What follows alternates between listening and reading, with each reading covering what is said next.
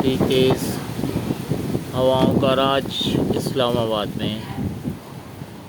और ये हवाओं की स्पीड है। हमारी लाइट गई हुई है।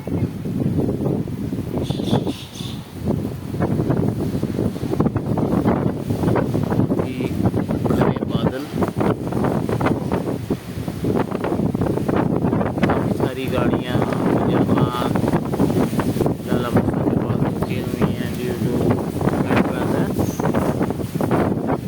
अभी जाएंगे कुछ ही देर में स्टेशन। तो आपसे मुलाकात होगी वहीं पे।